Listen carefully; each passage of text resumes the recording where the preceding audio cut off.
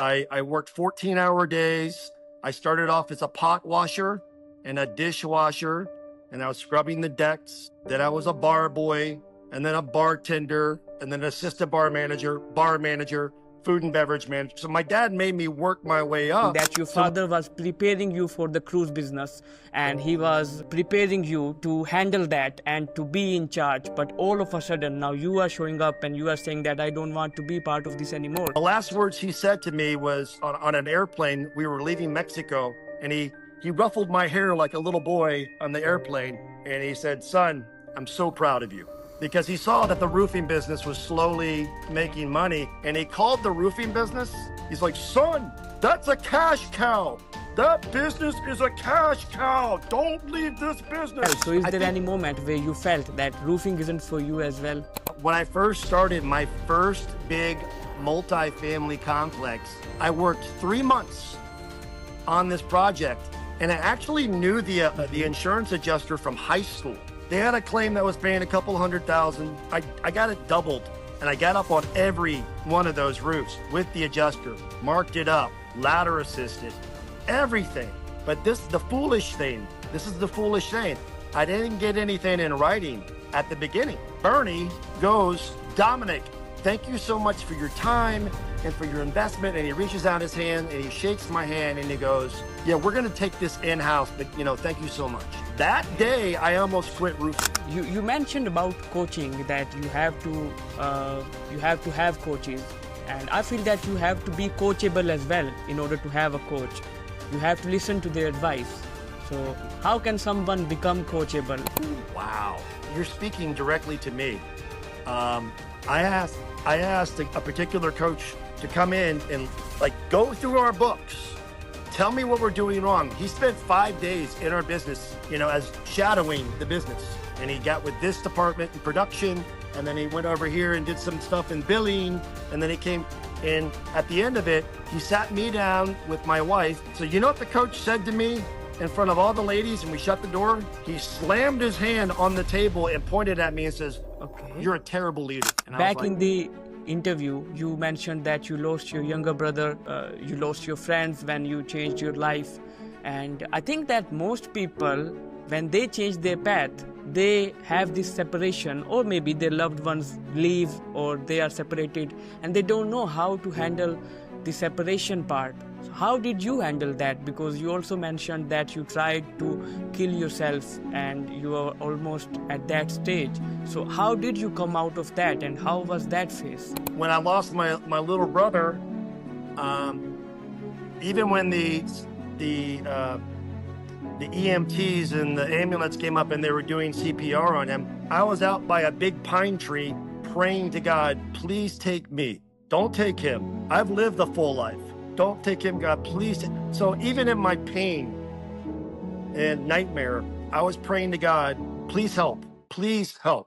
Hey everyone, welcome to the latest episode of the Roofing Millionaires podcast, the only roofing podcast where we don't promote anyone and we don't sell you anything. In this episode, we are sitting down with Dominick Fraser from Fraser Roofing in Georgia, and Dominick has done so many interviews in the past, but this one is quite different because he shares what are the things that truly make him who he is today. And not only this, we also talked about how the way you carry yourself and the beliefs that you hold shape your reality and your business. Do like and subscribe to our YouTube channel if you want us to bring more roofing experts like this on the show who can help you see the world from a different perspective. Let's dive in.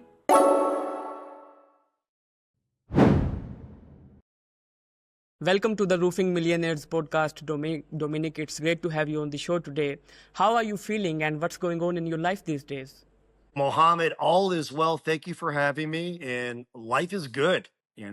Today's a great day to have a great day. Perfect. So, and happy I to be love here. your energy, by the way, by looking at your posts and everything that you share. You really appear as a spiritual personality, and that's why I was actually keen to have you here, because you have been on to podcasts and you have talked about how to manage businesses, how to create systems, and how to get 5-star reviews on Google, all the technical stuff. But I really wanted to know, like, what are the things that make you who you are?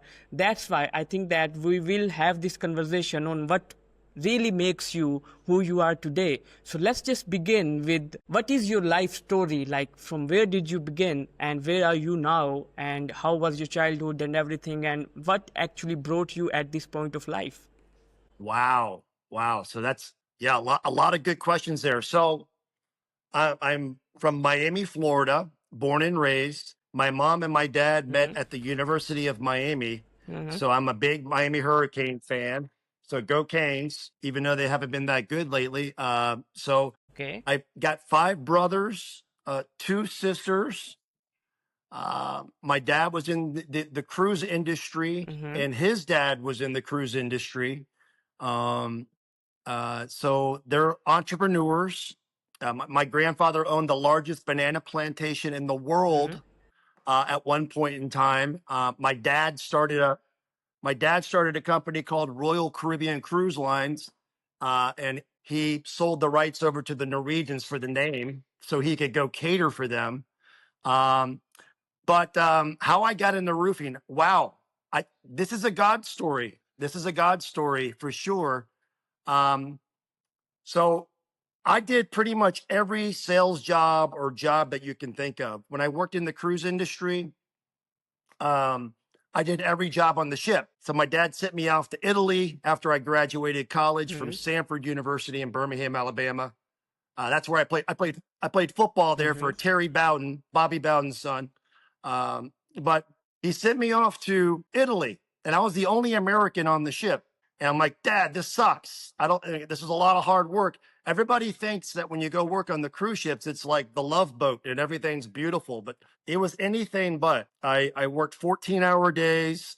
I started off as a pot washer and a dishwasher, and I was scrubbing the decks. Then I was a bar boy, and then a bartender, and then an assistant bar manager, food and beverage manager. So my dad made me work my way up. So when he eventually brought me back into the main office as the recruiting manager, nobody could BS me because I knew all of the jobs. So it was very difficult working for my father. So I'm like, Dad, I'm gone. Because he was sending me all over the world. I was in, you name it, I've been there. I was over in Eastern Europe doing recruiting. I was in India. I was in Southeast Asia. I was in the Philippines once a month, flying to the Philippines because a lot of our personnel. So it wasn't a great lifestyle for me because I never got the chance to settle down and find my wife and my family. So fast forward, when I left my dad's company, I started a smoothie franchise in Fort Lauderdale, Florida. My partner was stealing from me. So I was like, hey, you buy me out or I'm going to buy you out. He bought me out. Thank goodness. And then a series of events happened into my 20s and 30s. And I'm getting to the spirituals. Um, I was raised in a Christian home, but I think there's a big difference between being a believer and being a follower. And me, myself, yes, I grew up in a Christian family, but I didn't take it seriously. You know, I went to church every now and again. I went to Christmas and Easter services, but I was just kind of going through the motions because of my parents. But I'll get back to the spiritual. I did every job in the book. I ended up owning an Irish pub, which was not good for me because I'm a recovering alcoholic. Multiple DUIs, lots of trouble. And I remember when let's fast forward to 35 years old, I was praying to God, please get me out of this pit of despair that I was in. Because I was in my 20s and my 30s, a lot of bad things happened to me, including losing my little brother, which destroyed me. And he was only 19 years old at Florida State University. And he passed away in his sleep because of a heart condition. And I was with him when it happened. So that messed me up. And I tried to, I pretty much tried to kill myself with alcohol. Owning an Irish pub was not a good mix. So there I am at the Irish pub, and I pray to God, please get me out of here. I'm about to die. I feel it. I feel it coming. And my friend calls me from Florida, and he's like, Dominic, do you speak Spanish? And I grew up in Miami, so I was like, por supuesto, claro que sí. So I started speaking Spanish, although I didn't really have it down 100%. He's like, I need you to come down because a big hurricane hit New Orleans called Hurricane Katrina back in 2005. And so I sold the bar. I went down there with blind faith, saying, okay, God, maybe this is it. And I fell in love with the roofing business in 2005. And we basically worked for FEMA. But so we were basically putting on blue tarps all the way from East Moss Point, Mississippi, all the way to New Orleans. And I was the gringo. And I was with all the Latin crews, like 40 guys. And I was basically bringing them ice and bringing them water and bringing them tarps and nails. And I fell in love with working outdoors and helping people. And I remember at 35 years old, I was like, this is what I'm going to do for the rest of my life. So I started working with a company called Aspen Contracting. It's a big roofing company. I started with them, and then I jumped around and kind of learned who were the best. And I always went with the top producers, and I followed them and learned from them. And then I'm like, why don't I do this? So in 2009, I started Fraser Roofing. And then right after 2009, I'm like, you know what? I'm tired of being fake. I'm tired of, I was 40 years old in 2010. And I'm like, I'm going to go all in for God. I'm going to go all in for God. And that's where I became born again. I'm a born again Christian. I believe in Jesus Christ. He's my boss. He's my king. He's my savior. And we are very, very unashamed at Fraser Roofing, where the first priority is faith. All faiths. We all belong to God. We're all his children. And then it's our family. And then it's business. Business is like down the line.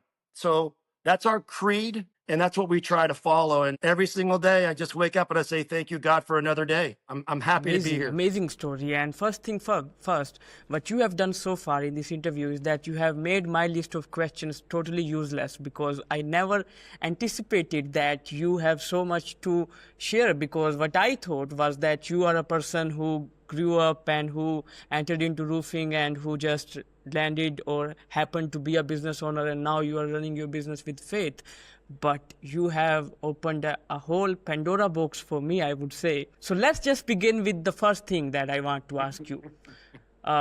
You have got, like you mentioned, that 5 brothers and 2 sisters, and your father was a business owner, your grandfather was a business owner, and then when you left your father's business, what was that conversation? Because I am feeling that your father was preparing you for the cruise business, and he was preparing you to handle that and to be in charge, but all of a sudden now you are showing up and you are saying that I don't want to be part of this anymore. So how did he handle that, and how did you handle that? I think my dad was proud of me. I think he was proud because I had an older brother who was way more intellectual than me. He was like the valedictorian of his collegiate class, very, very smart. He was the president of my dad's company. I was the number 5 down. I was the middle child. So I don't think they really took me too seriously. It's just Dominic, he's number 5. So I don't think my dad was upset when I left. I think he's like, okay, good luck, go be a man. And I give him credit, because every business venture that I went off on, he would loan me the money. So he helped me. But I always paid him back. And my dad was funny, because I'm like, okay, Dad, you let me borrow $10,000.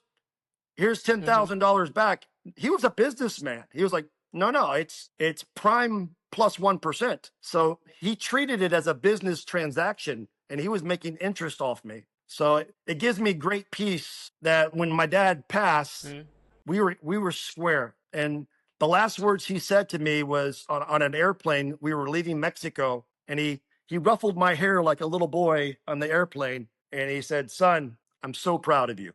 because he saw that the roofing business was slowly making money, and he called the roofing business. He's like, son, that's a cash cow.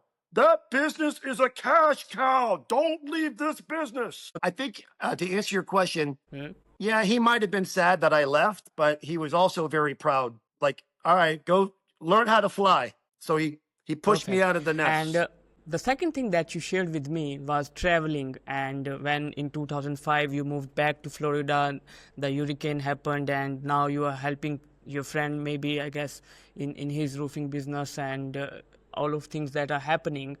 How important, or do you feel that the traveling experience that you had in your life reflected back in how you deal with people? Because what I am feeling so far, what you have shared from that you meet different kinds of people and you had different kinds of experience. Maybe people tried to take advantage of you, and all of that happened. We will come back to that later on.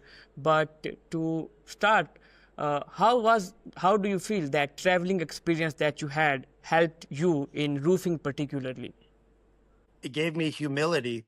I realized that we live in a beautiful country, United States of America, and I challenge everybody who has not traveled abroad to go abroad and come back to America and see how blessed we are. A lot of people in America don't realize the blessings that we have. So how it helped me is I learned that people are people, no matter where, whether it's in China, whether it's in Croatia. I had a Croatian girlfriend. Whether it's in Africa, on the cruise ships, everybody's like, you're all in the same quarters and you all go to the same lounge. So I was the only American. So I got to learn that, oh my gosh, the Russians, they're not bad people. The Russians they love their children too. There was a song from Sting, and he's like, the Russians love their children too. We were raised in America back where I grew up. It's like, oh no, the Russians are bad. No, they're not. They're just like us. They bleed like us. They love their children just like us. So I learned, oh my goodness, a lot of propaganda that we listen to the news is not true. Everybody in the world is the same. It's the governments that are different. Yes, and I agree with you, by the way. And I feel that most people feel that we need to have business conversations, like how you create systems and processes, how you build business, what is the leadership style. I think these things are important, but the stuff that you and I are talking about, that is important as well, because that makes you a human who understands humility, who knows how to deal with people, who know how to treat his neighbor, and who knows that how to be a well-crafted human being. And last week I was having a conversation with someone. He is in Florida as well, by the way, and he told me that he lived for 7 years almost in Bangladesh, and he learned the same thing as well, like people are people everywhere. And that takes me to something that I want to ask you, that you just mentioned that it's the government that is different, and I agree with you on that. Why do you feel that people in the US, particularly, what I have noticed, live in this cage of their thoughts, that they are not ready to accept the worldview and not ready to accept that people in different countries, they are also people as well? Like you gave examples of the Russians. Humans are humans. Even they have different religion, even they have different color, different creed, anything. You love your kids, I love my kids. You love my family, I love my family. You want to treat your neighbors nice, I want to treat my neighbors nice. You want to give back to the world, I want to give back to the world as well. So why is that people in the US particularly, that I feel, are not ready to accept that part? Education, the way they were raised. I think it starts in school, the way they were raised. America preaches a lot about American exceptionalism, which I agree with, but I also believe in love your neighbor as yourself. And if I have to pick God or my president, Absolutely. I'm picking my God. So, I'm not going to get into the politics, but I will say this. I challenge every American to go to India, go to Pakistan, go to Jamaica, wherever. Go somewhere else and just listen. Close your mouth and listen, because if you go to Europe, I've been all over Europe, you can see the Americans in the crowd and it's embarrassing. It's embarrassing. They call it the ugly American because it's like me, me, me. Hey, waiter, bring over the, like Americans are loud. Americans are loud. And most Americans only speak one language. You go to Europe and they're speaking 4 languages. So I think, man, we have a lot to learn. We have a lot to And learn. I, like you just said that when you were 40, you became a man of Jesus, and you mentioned earlier in the interview that there is a difference between a believer and a follower. What is that difference? Well, in the Bible, it says, you will be born again. So what does that mean? So it means like your life, like the old Dominic, Muhammad, you would have never invited the old Dominic onto your podcast. I'm changed. That man, he's dead. I died in 2010 in August, and I am a new creation. So it means, a lot of people talk, but I watch, I look at people's actions. I'm going because it also says in the Bible that you will know them by their fruits. So you want to know somebody's roots, look at their fruits, what they produce, and watch them. And that can tell you everything about, if you are a believer or if you are a follower. So that's what I mean by when that. you are saying this, you are not an ordinary person. You are a multi-million business owner, and you have the power in your words. I feel that people follow you. And when I was actually looking at your profile, I read a quote that you had shared, and I don't think so many people have read that. You mentioned the Bible verses, I guess. Trust in the Lord with all your heart and lean not on your own understanding. In all your ways, acknowledge Him, and He will direct your paths. Now, in a world, yes, in a world Amen. where everyone Amen, brother. says that I did this, I went through difficulties, I had hardships, and now I built my business. I got a feeling from this that you are saying that do not rely on your mind and do not think that you are capable of achieving everything. Just let it happen the way it goes. 100%. That was my dad's favorite Bible verse. He had it on his desk in his office. And he was a much more successful businessman than me. And I remember asking my dad, I was like, Dad, what's the secret? What's the secret to your success? And he pointed to the Bible verse, that you just read. And the Bible is alive. It is alive. It's a living, breathing, it's inspired by God. So I believe it to be true. And Proverbs 3, 5, and 6, when anybody asks me, hey, what's your 5-year plan? What's your 10-year plan? I always go to Proverbs 3, 5, and 6. It keeps it very simple. I'm going to trust in God with all my heart. I'm not going to lean on my own understanding. In all my ways, I'm going to acknowledge Him, and He's going to direct my path. That's a nice way to live. I know it has nothing to do with me. It's all God. And anybody who thinks that they built something or it's because of them, man, they're building their house on the sand and not on the rock. And when the storms come, good luck. You are a business owner, Dominic, and at times I feel that you have your team and you have people coming to you. So do you face any pushback to this approach as well? Like at times, I guess people say that, no, okay, these things are fine, but we need a 5-year plan, we need a 10-year plan, we need something concrete. And a lot of time, like I have this kind of approach too, and this is what happens to me. My own friends say me that you are insane and you are not planning everything. How come this happened? Because God has given you hands and brain is to think. So why don't you do that? No, I think God has given us each a gift. Everyone's got a gift. And I think God expects us to use that gift. He's not going to just bless you if you're sitting there and you're not participating. It's a relationship. So I think it's a two-way street.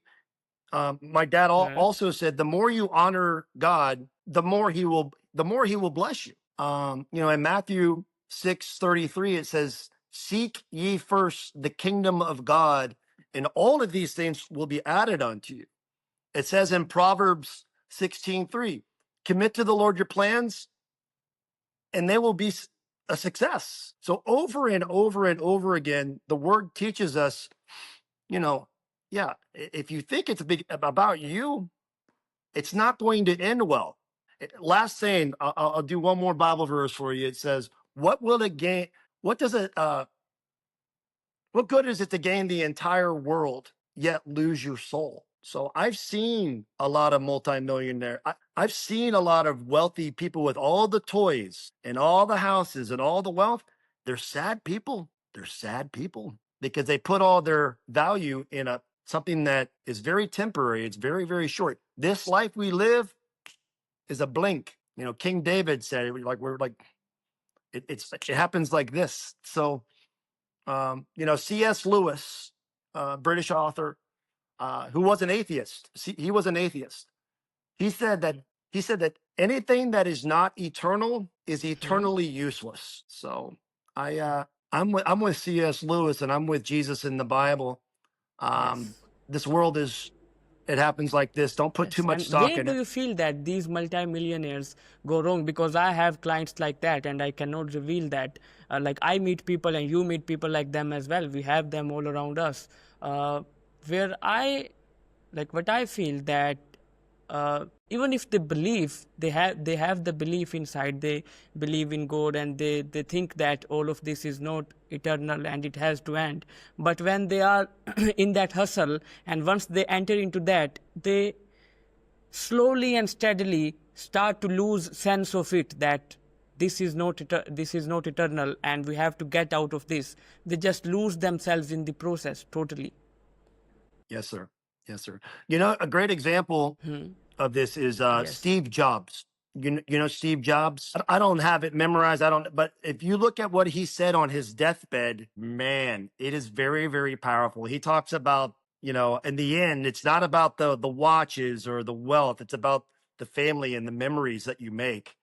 He said basically all the wealth. I mean, he died at 56 years old. I think he was young. And I wish I had the quote in front of me, but basically he was reminiscing on his life. And he's like, that guy has a basic Seiko watch, and this guy has a Rolex. It tells time exactly the same. So he's like, value your time, value your family, because at the very end, you can't take it with you. The Egyptians tried to take it with you, and they got robbed. Amazing. And the last thing that I want to ask you on this before we jump back to roofing is that a lot of what you are saying, Dominick, is people might say that you have achieved things in your life, and you can say that a lot of these things are not eternal. But what I see, and what I see my fellow age fellows talking about, we have as men this disbelief maybe, or this inner fear that people will leave us if we don't have these things. And at times you cannot fight your destiny. Like, you can put in all your hard work, but if it is not written, if the God has not written it in your destiny, you won't get it. And what I see around, and what we see in the videos, everything around, is that if you are not doing anything, all of a sudden your wife leaves you, all of a sudden your girlfriend leaves you, or all of a sudden even your family starts hating you, and now you have to be in that hustle. And once you are in that hustle, you lose sense of the world. I think I would say to these young men, open up the book of Proverbs. Now, it does say in the Bible, if you're lazy, it says in the Proverbs, if you're lazy, you're going to come to ruin. It says to work like the ants. The ants they're busy. So there is a part of the Bible where it says, I mean, Dave Ramsey talks about this. He's a financial guy with Financial Peace University. He talks about in Proverbs, like, you got to run, and every single day you got to hunt, and you got to go kill. And I wish I had the Bible verse, but it's in Proverbs. Dave Ramsey talks about, it's like the cheetah running. It's the gazelle intensity. He talks about how the gazelle, who is not as fast as the cheetah is way faster than the gazelle. But guess what? That gazelle gets away. And I believe in that verse in the Bible in Proverbs, it's talking about, you got to be like the gazelle. You got to get up and work. God he's not going to hand everything over to you on a silver tray and go, here you go. So I would say to the young entrepreneurs and the young businessmen, yeah, you should hustle. You should work hard. working hard is honoring God.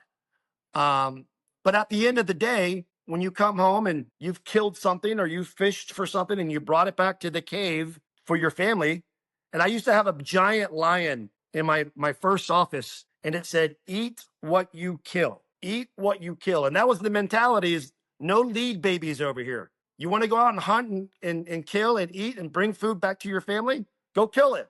We're not going to give you leads unless you've been around and you're a seasoned pro. I mean, because that's burning money. If I give you a lead and you burn it. So in conclusion, it says in the Bible as well, a little sleep, a little slumber, a little folding of your hands to rest, and poverty will come upon you like a thief in the night. So hustle is not a bad thing. I think it speaks very specifically that you should work hard. And thank you actually for sharing that. And let's come back to roofing, because you mentioned that in 2005 you came back to Florida, and now you did not start directly as a manager or as a director or as a business owner. So you mentioned that earlier in the interview that when you were working in the cruise business, you realized that this is not for you. So is there any moment, because you back in time when you started roofing, you had to make struggle in that as well. So is there any moment where you felt that roofing isn't for you as well? When I first started my first big multi-family complex, I worked 3 months on this project. And I actually knew the insurance adjuster from high school, and he bought all. I remember this like yesterday. It was Avondale Estates was the name of the place. So they had a claim that was paying a couple $100,000. I got it doubled, and I got up on every one of those roofs with the adjuster, marked it up, ladder assisted, everything. But this is the foolish thing. I didn't get anything in writing at the beginning. So 3 months came, here comes the money. I'm very excited. My commission is 6 figures as a rookie in roofing. 6 figures commission. I'm not going to mention his name because I still remember the general manager's name. So God bless you, sir. Bernie. I'm not going to give you his last name. Bernie goes, "Dominick, thank you so much for your time and for your investment." And he reaches out his hand and he shakes my hand and he goes, "Yeah, we're going to take this in-house, but thank you so much." That day, I almost quit roofing. But thank God, I am a very stubborn person and I don't quit. I might have a lot of things about me, but that's one thing about me is I'm kind of like a bulldog. And if you tell me I can't do something, or I'm going to do it. So I have the word is stick-to-itiveness. And my dad used to quote to me Winston Churchill. That was one of my dad's heroes. And there was a speech that my dad would actually say to me many, many times. And is when the Germans were bombing London. And I don't have the exact term, but he basically said, "Never surrender, never surrender, never, never, never." And then that was the end of the speech. And guess what? The English won. So yes, I've almost quit roofing because of that one first job, but it gave me thick skin. I tell everybody that comes in my doors, roofing is not for the faint of heart. You have to grow rhinoceros skin. And the good thing is I've been doing this for now 20 years. This is my second decade. And I teach the young guys, please don't make the same mistakes I made. And I show them everything. Like we call it the dumb tax. Don't pay the dumb tax. I've already paid the dumb tax. In our company, we've already paid the dumb tax to millions and millions and millions of dollars we have lost for just mistakes. Like, let's just say someone is watching or listening to this episode and they are starting their company and they are in the first or second year. So you just mentioned that you have paid the dump tax. So what is that and how would you advise them to save that? My advice is very simple. You have to get coaching. If you think you know it all, you're in big trouble. You're up the creek without a paddle. So once we started getting bigger, we were like 3 to 5 million. And we're like, we're not a mom and a pop anymore. And we can't put everything up on the whiteboard. We have to get CRMs. And I didn't even know what a CRM was. I'm like, what's a CRM? I didn't know what SEO, what? So I was just a door knocker and I was a networker. But my first advice for an entrepreneur is find yourself a good, honest coach. And there's some good ones out there, and there's a lot of bad ones out there. So just do your homework, and ask wise counsel, and they will give you advice. For us in particular, it was Jim Johnson and Nathan Thibodeau with Contractor Coach Pro.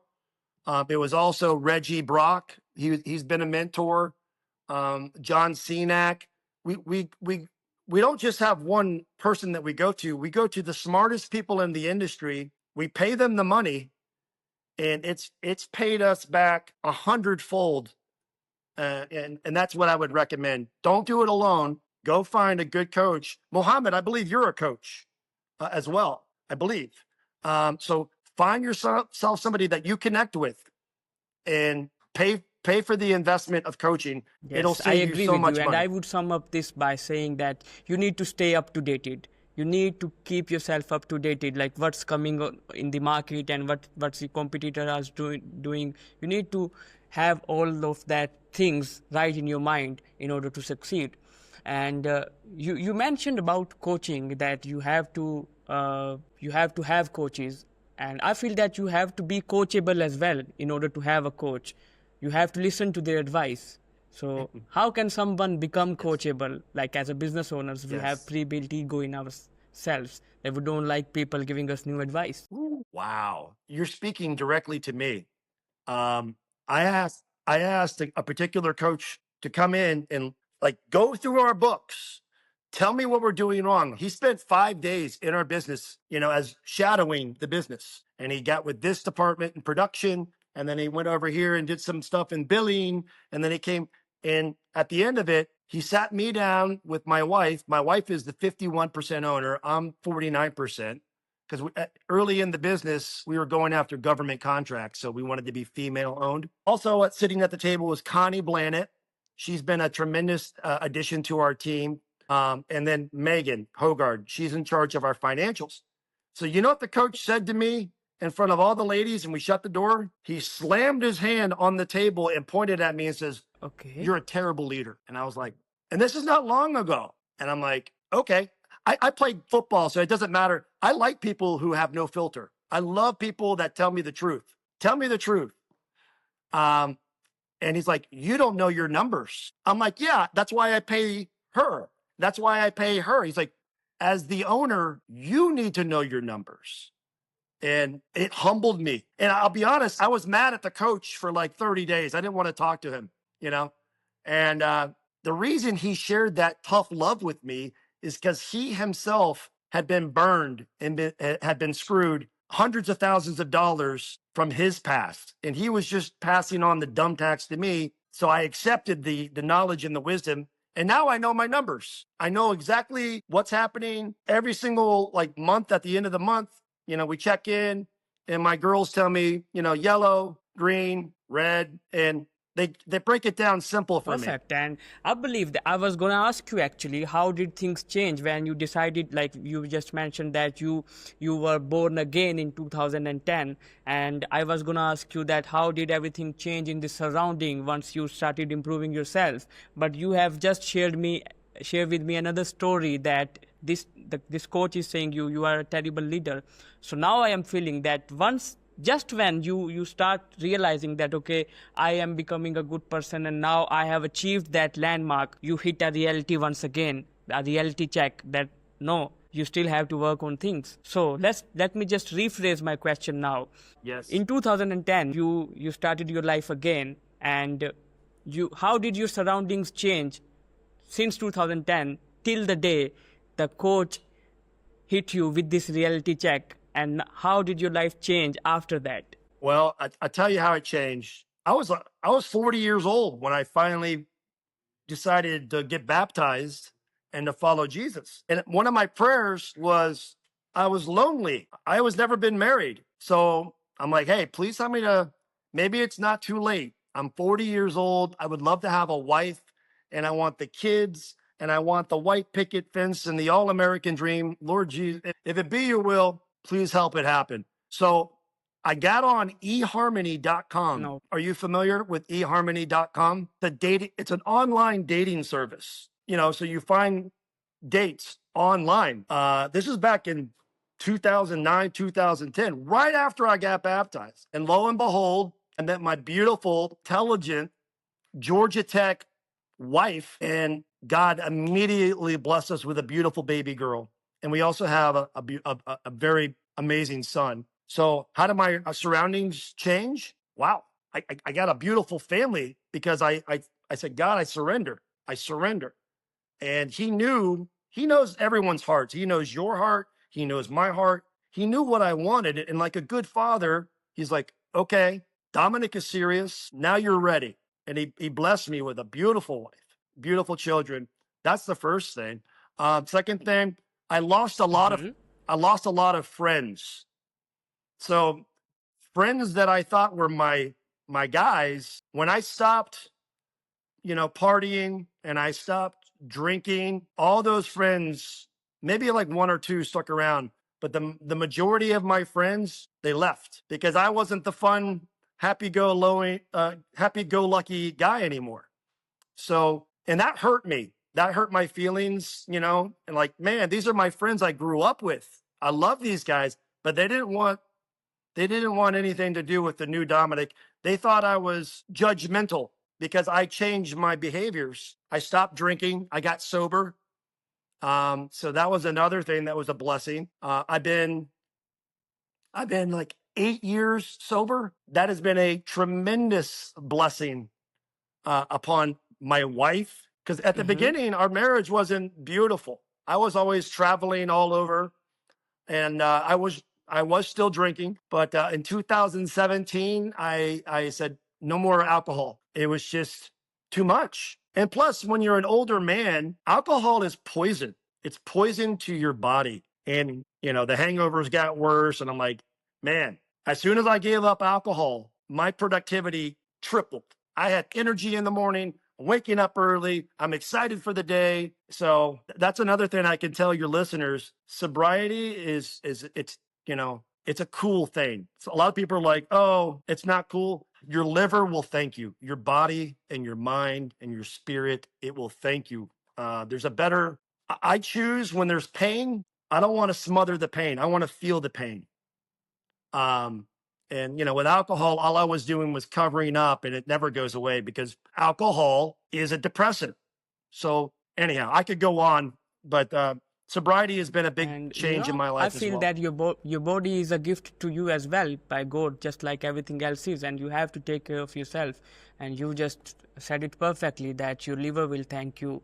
And so far, that I think that if business owners or anyone is watching or listening to this episode, they have learned a lot from you on how to be a human being that is giving, and how to be a human being that is taking care of himself and his world around. And an element of you, I would say, is also how you handled the separation, because back in the interview, you mentioned that you lost your younger brother, and now you are mentioning that you lost your friends when you changed your life. And I think that most people, when they change their path, they have this separation, or maybe their loved ones leave, or they are separated, and they don't know how to handle the separation part. So how did you handle that? Because you also mentioned that you tried to kill yourself and you are almost at that stage. So how did you come out of that, and how was that phase? Number one, prayer. I can tell you for a fact, prayer works. So when I lost my little brother, even when the EMTs and the ambulance came up and they were doing CPR on him, I was out by a big pine tree praying to God, please take me. Don't take him. I've lived a full life. Don't take him, God, please. So even in my pain and nightmare, I was praying to God, please help. Please help. So I'll tell you another thing about prayer. I was having a hard time stopping drinking because that was a coping mechanism. I would use that to take the edge off at the end of the day. And I went out to California to play in a golf tournament with my fun-loving, crazy cousin, Bobby. And that particular weekend, we had a bender, drinking all day on the golf course, all night, the best wine, tequila. And I remember I woke up from a vision, not a dream. I woke up from a vision. And the vision was my beautiful daughter standing above my grave, looking down at me. And I'm in my grave, and she goes, and she's crying, and she goes, "Why, Daddy, why?" I haven't had a drop of alcohol since that vision. I didn't go to a 12-step AA. I didn't do any of that. God, the Holy Spirit, He knew exactly what I needed. I had a very scary vision that changed the trajectory of my life. And I thank God for that dream, that vision. Amazing, wow. And just the other day I read a quote that if you have a strong why, you can go over or you can conquer almost any how. And you had a strong why you need to do it, and you conquered all the hows, that how do I need to quit drinking, or how would I do this. So the number one thing that you shared was prayer. And a lot of people, like if they are separated, prayer comes last. Like they come to God when they figure out that nothing is helping, and now we have to turn to God. But like just when you were around that pine tree and you were praying to God that please take my life and save my brother, if we tell this exact story to someone who is not a believer, in our words, he will tell that God in fact didn't listen to your prayer. He didn't answer your prayer, because if he did, he would have saved your brother and he would have taken your life. That is a misbelief. So how did you feel, or did you feel anything like that as well? No, I didn't. And strangely enough, Mohammed, even after all of that happened, I felt a peace that I can't explain. Like, I knew that my brother was in heaven. I knew it. I knew it without a shadow of a doubt, because when he was 16 years old, we were going down a river on a canoe, and I was with my friend Jim Kaufman, this a Marine, and we flipped the canoe in the whitewater, and I went one way with the boat, and my brother went down the river with this Marine, and there was a waterfall. And the Marine, Jim, grabbed him by the back of his shirt and pulled him from falling off the waterfall. So that night, we were sitting around the fire, and my brother was scared. He was shaky. He was very, very scared. And I'm so thankful for my friend Jim, because I wasn't a follower of Jesus. He was. And he goes, "Hey, if you would have died today, where do you go? Do you go to heaven? Do you go to hell? Like, where do you go?" And my brother Buck, his name was Buck, he goes, yeah, I would go to heaven because I go to church, and I'm a nice person. And Jim's like, "Well, I think there's more to it than that. It says in the Bible that no one can come to the Father except through the Son, Jesus Christ." And that night, we sat around the fire, and my brother accepted Jesus Christ as his Lord and Savior. So when I went up, and at the funeral, there was thousands of people. He was a great, he was a pure heart. He had thousands of friends there. And when I got up there, I was bold, and I had strength, not from me. And I quoted the scripture from Romans 10, 9 and 10. If you confess with your mouth that Jesus is Lord, and you believe that God raised him from the dead, then you shall be saved, period. And I know my brother confessed Jesus with his mouth, because I saw him and he was crying. And I know that he believed that God raised him from the dead. So I have tremendous peace, and that helped me. Knowing the scriptures and praying to God can help you out of the trials of this world, because this world, again, it's temporary. And if you try to go without God in this world, it's a rough getting ride. Actually so much to learn from you, and thank you for sharing all of that wisdom with the audience and with me. I have just got 2 or 3 more questions for you.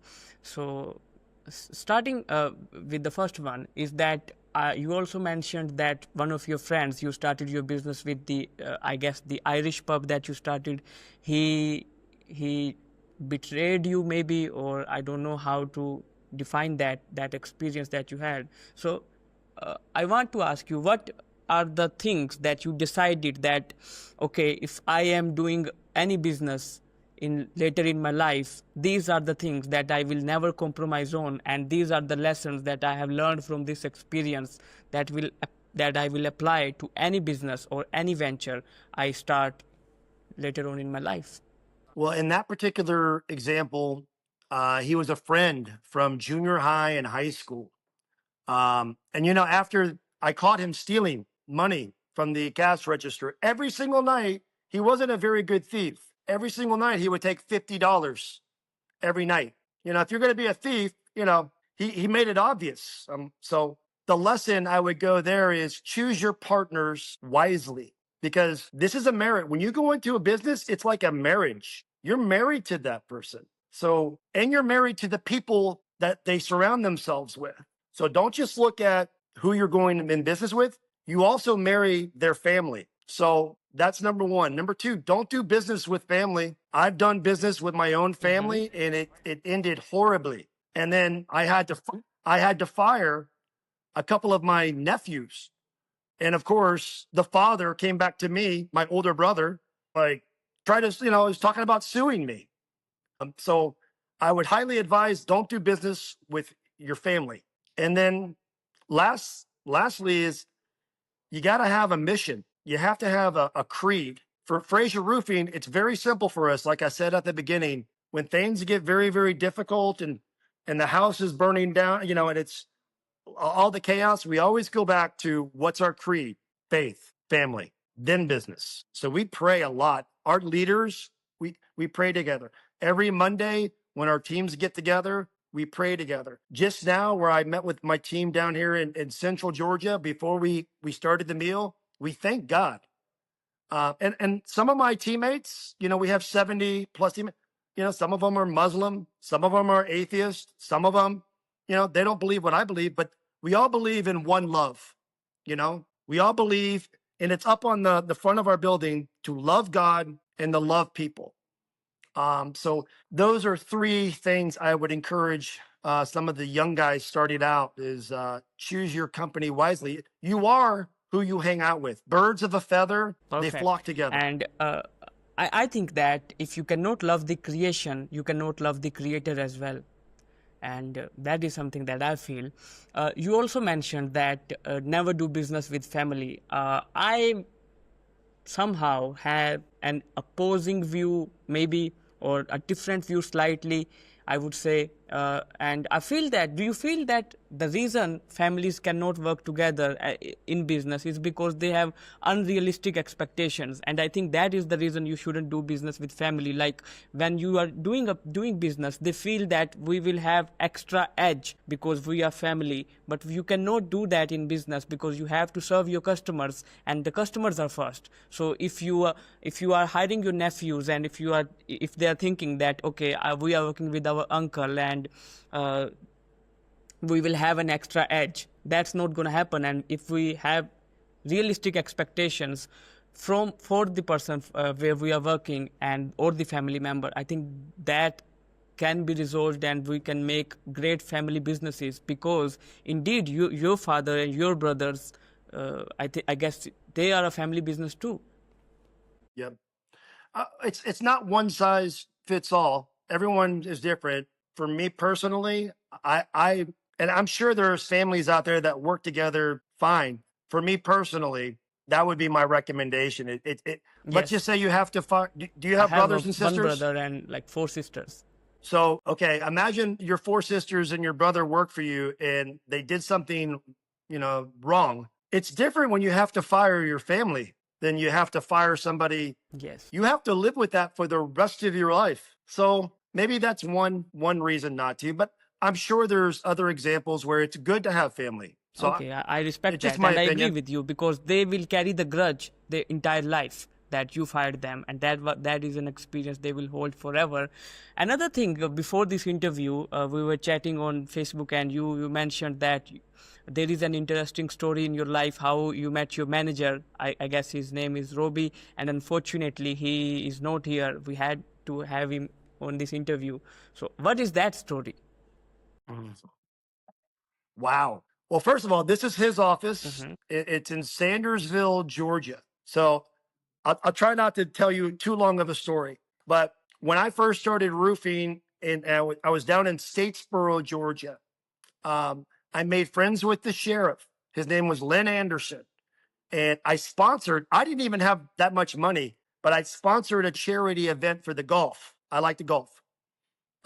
So because of that one golf event, which was supporting, it was called COPS, Concerns of Police Survivors. So it was donating money to the victim, the widows and the children of who, I think there was like 20 police officers that had been killed in the line of duty. So we were raising money for the families. That one golf tournament, I got 70 roofs, 70 for playing golf. And my wife used to yell at me like, stop playing so much golf. I'm like, no, some of the biggest jobs I've ever done was playing golf. She thinks I'm just having fun. I'm like, no, that's an advice for some of your young listeners, or some of your old listeners. Learn a hobby, tennis, golf.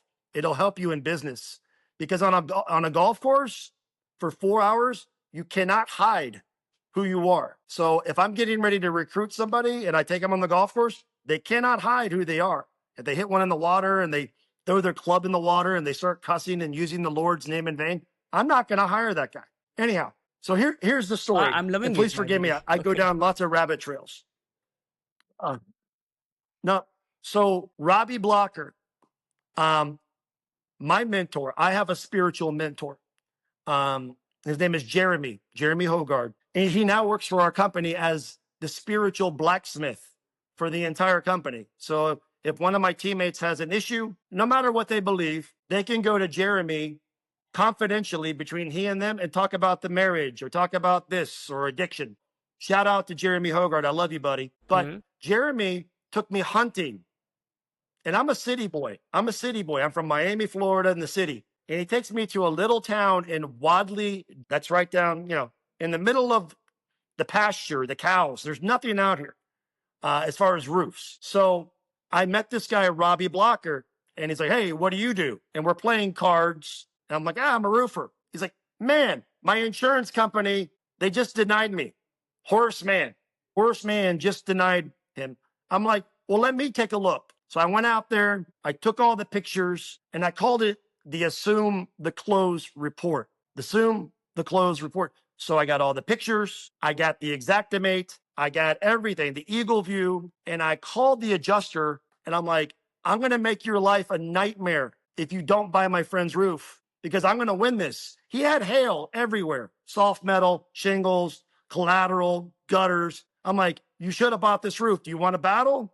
And the guy was like, no. He stroked him a check for $25,000 because he knew I meant business. So I did that within a matter of weeks. And Robbie goes, how'd you do that? I was like, well, let me show you. He was only 4 years away from his pension, high school state champion football coach. And he was a teacher making $75,000 a year. And I said to him, if you want to come work with me, I'll give you a $250 referral. We have these poker chips, 200, or I will split the commission with you 50-50, because I knew if Robbie came on to our team, I knew he would be amazing. And now he's out of the middle of nowhere in the middle of Georgia where they say there's no roofs. He's doing like $5-6 million a year in small town USA. He's amazing. So getting back to the golf. So he took the $2,500 and then he started selling for me on the side. And I got up on all his roofs. And then eventually he quit teaching.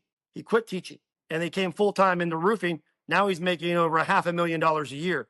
He was making $75,000 a year. So anyhow, drinks are on Robbie. Anyways. So let me tell you this. This is the most beautiful part of the story. So when I took Robbie to the golf tournament the next year that I was telling you about, COPS, the tournament was in honor of his uncle that got shot and killed in the line of duty. Robbie did not know about this golf tournament. So I bring him to the golf tournament and he breaks down, just breaks down. I'm like, what? Are you okay? What's wrong? He's like, this tournament, Wilbur, that's my uncle. And I was like, I'm getting goosebumps. He didn't even know this golf tournament was in existence that was honoring his uncle. And I happened to bring him there. And then we knew it's like, we're supposed to work together, And now like we own a separate real estate company together and we do other business, but he always likes to tell me that we're stuck like Chuck. Amazing. So And I that's my feel that story. back in the interview, you mentioned that your friends left you and everyone left you. I think God has blessed you with great instincts, and God has blessed you with great people like Robbie and a great wife, and He has created that gap, and then He filled that gap with things that maybe you didn't even imagine. Amen, brother. I Yes. He answered my prayers. He answered my prayers. I lost some. I lost some friends, but I gained friends that they don't care about the old Dominic. They want to like, hey man, let's go help people. Let's go love God. Let's go love people instead of going to happy hour. Instead of doing, let's go help people. And these are the people that I'm surrounding with, and we're on the same mission. And I believe strongly that when we die, we don't. It's not just a one. Like you don't go to heaven like solo. Like you're bringing a community with you. And my mission is I'll end this with a Bible verse. It's Psalm 42.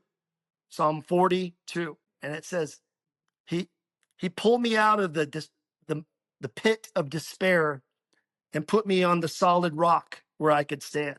That is my mission, not to make millions and millions of dollars and chase all the toys. My mission is to keep on pulling out one more man, one more woman. Just keep on pulling them out of the mud until the day I die. And I'm so blessed with God has blessed me more than I could, immeasurably more than I could have ever I really hoped pray or that imagined. whatever you wish and whatever you want or whatever God blesses you, it just gets multiplied and you serve even more people. One thing that I love when I sit down with people like you is that you mentioned one word, that toys. Like these things are toys for you. And the people who haven't made this yet, they look at these ultra rich guys or the millionaires who are like you, and they say that this guy is a loser, they are doing this for money. I don't think so. I think that you really don't have that love for this world, and now God is saying that, okay, Dominic, you don't love this, I know that, now take more, and this is your hand, you're gonna take this, I will give you from this hand, and now this is the other hand, you just have to give it to others with this hand. Yes, sir. Yes, sir. I heard the other day something that you said there. Just give me a moment. Are you still with me? Yeah, I'm there. So to what you were saying, I heard the other day in church on Sunday, the pastor said, God didn't make us to be a reservoir. He didn't make us to like be a reservoir. He made us to be a channel, and all the blessings that he has given to us, it's our responsibility not to put them in a big reservoir, but to channel them to others. Perfect. Thank you for believe your this. time, Dominic. And I think that you have really provided some valuable things and wisdom in this conversation. So my last question to you is, when you sit down alone now and in your empty moments, what is the thing that you say to God? Well, I say to him, I have a prayer that I do pray. I'll share it with you, and it's from Psalm 23. It says, "The Lord is my shepherd; I shall not want. He makes me lay down in green pastures. He leads me beside the still waters, and he restores my soul." And while I'm praying this, I'm thinking of my children and my wife. He leads us on the paths of righteousness for his name's sake.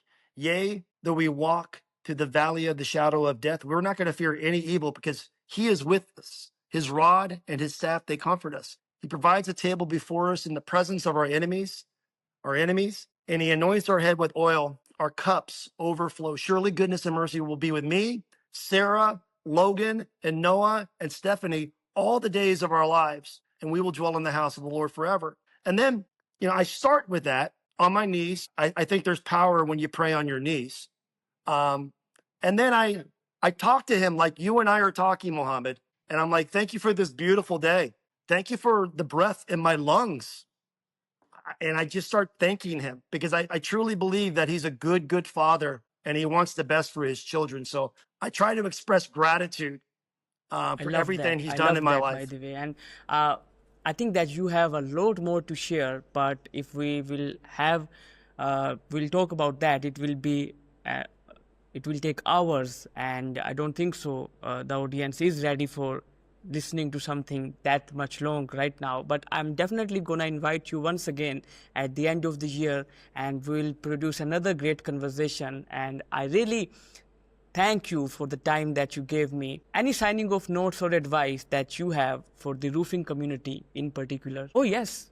Why don't we end it with a Bible verse in Proverbs 27, like Proverbs 27:17. Iron sharpens iron. As one man, iron sharpens iron. Surround yourself with people that will sharpen you. And as far as the people that are in your life that are dulling you and sucking the energy out of you, maybe pray for them, but get yourself around people that are smarter than you. If you come into my office, I promise you, I am not the smartest guy at the table. I have my Georgia Tech wife. I have Connie Blanton over here. These people are way sharper. So as one man sharpens another, iron sharpens iron. So surround yourself with people that will sharpen you. And I would sum up this by saying that ignorance is a bliss at times, and you have to be ignorant at times in order to learn from people and see that what the other side holds. Thank you so much for your time, Dominick. Have an amazing year, the remaining half of 2025. And I just wish that, and I just pray that you get way more success in your personal life, in your spiritual journey, and in the world around you. Best of luck, my man. It was a pleasure having you. Have a great day. Thank you. Bye-bye. Thank you, brother. You as well.